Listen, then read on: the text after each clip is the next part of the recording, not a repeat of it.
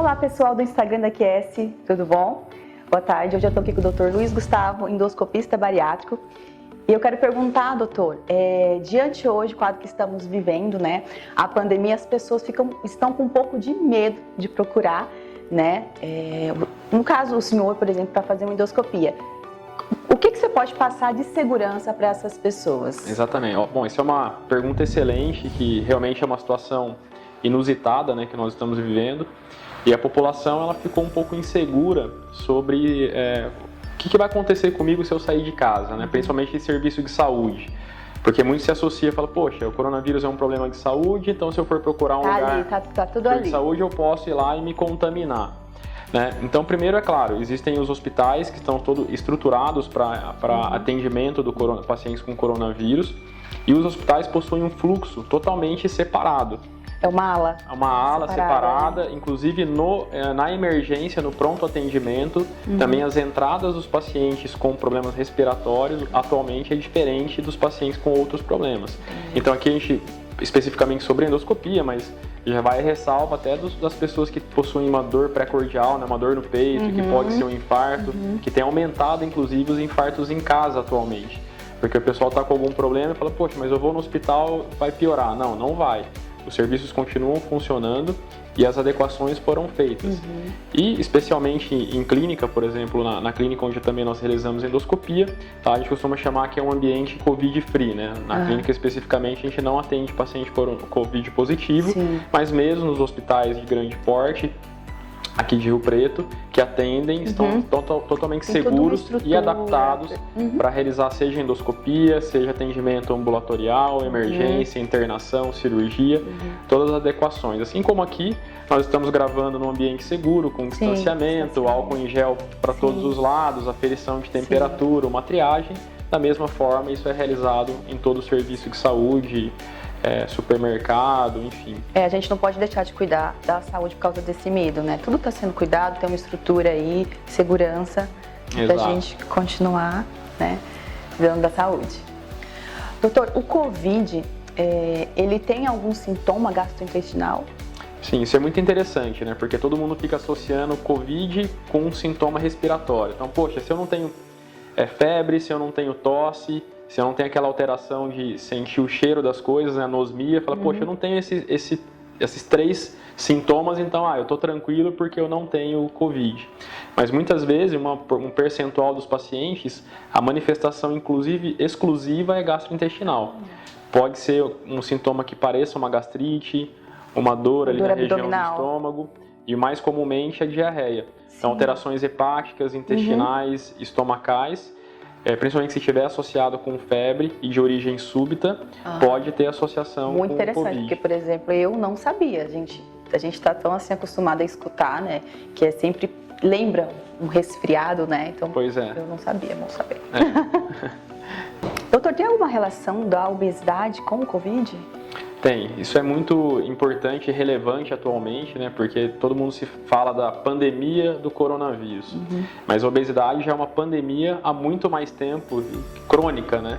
É uma das piores doenças que existe na humanidade atualmente, relacionada a mais de 17 tipos de cânceres, hipertensão, diabetes, problemas infecciosos inclusive. Então, desde a época daquela pandemia que nós tivemos do H1N1, já foi observado uma relevância ou um pior desfecho em quem se contaminava com obesidade e quando se contaminava pelo H1N1. Isso tem sido observado também agora no coronavírus. Tá? Então, quer dizer, pacientes com obesidade têm uma associação pior, quer dizer, uma piora na condição de doença, é mais grave do que um paciente que não tenha obesidade. Isso é muito mais importante, especialmente em jovens. Então, quando a gente estratifica isso e separa os idosos dos jovens e observa aqueles jovens que estão na UTI e que eventualmente têm um desfecho de óbito ou de uma gravidade maior, o principal fator de risco é a obesidade associada nesses jovens. Então, chega a se comparar até com o idoso, né? Então, existe o idoso que ele por si só é um fator de risco. E o jovem com obesidade é tão sério quanto. Isso já foi observado nas UTIs lá no Reino Unido, onde até 70% dos pacientes em UTI tinham sobrepeso ou obesidade, Nos Estados Unidos também isso já foi observado, no Brasil a gente também observa essa relevância. Isso porque a própria obesidade ela tem fatores limitantes com relação à deambulação, a você tratar do paciente de maneira física mesmo, há uma restrição pulmonar, além daquela acúmulo de gordura. Na intubação, né, que todo mundo fala, poxa, tem que ficar fazendo tem que ficar virando tem que ficar virando, o próprio ato de realizar a intubação é muito mais difícil no paciente com obesidade, porque a gordura também se localiza nessa região. Sim. E além disso, algumas pesquisas, até realizadas aqui no Brasil na Unicamp, já apontam que aquele adipócito, aquela glândula, aquele tecido de gordura, ele serve de um reservatório para a replicação do vírus. Quer dizer, quanto mais adipócitos a gente tem no corpo, maior a replicação, maior a quantidade de carga do vírus. Isso também é uma das hipóteses. E já aproveitando o gancho, muita gente pensa, fala, poxa, eu tenho sobrepeso, tenho obesidade, isso tem piorado muito, aumentado agora na pandemia do coronavírus, porque todo mundo está em casa, ansioso, nervoso, e centros cerebrais onde estimulam a ansiedade e nervosismo tem muito a ver com o mesmo centro de estimulação de prazer em muitos pacientes. Eles acabam comendo mais, sedentarismo, e acaba ganhando mais peso. Fala, poxa, eu preciso me tratar, mas eu tô com medo. Não precisa ter medo. Os ambientes, como a gente conversou, estão adaptados e o tratamento da obesidade, inclusive, acaba sendo um tratamento preventivo para maiores complicações futuras do coronavírus ou de uma doença infecciosa. Exatamente. Doutor, conta pra gente hoje quais são os tratamentos aí disponíveis para que a pessoa pode procurar para tratar a obesidade. Isso, a obesidade ela é uma doença crônica, progressiva e incurável, né? Então a gente trata a obesidade assim como qualquer outra doença crônica, como diabetes, como hipertensão. Então ela tem que ser tratada por uma equipe especializada e multidisciplinar. O que é isso? Endócrino, psicólogo, nutricionista, cirurgião bariátrico, endoscopista bariátrico. Então é um paciente que deve ser assistido durante toda a sua vida. E existem fases e cada fase da doença existe um melhor tratamento. Então tudo se inicia ou tem como alicerce uma reeducação alimentar, o comer direito, né? Melhor em qualidade e melhor em quantidade. Sempre a melhor opção. E atividade física regular, pelo menos ali mais ou menos 150 minutos semanais. Isso é a base de todo tipo de tratamento. Porém, uma fase da doença, naquele paciente que inicia o sobrepeso, normalmente os tratamentos medicamentosos são altamente eficazes atualmente, vai avançando a doença, sobrepeso mais avançado, aquele IMC que a gente fala, o índice de massa corporal, isso quem é só procurar no Google ali já tem a calculadora. Quando ele atinge 27 para cima, a gente já indica os tratamentos endoscópicos, já com sobrepeso mais avançado. E aí entra o balão intragástrico, que é uma prótese que a gente coloca totalmente por endoscopia, pela boca, e a gastroplastia endoscópica quando possui uma obesidade leve.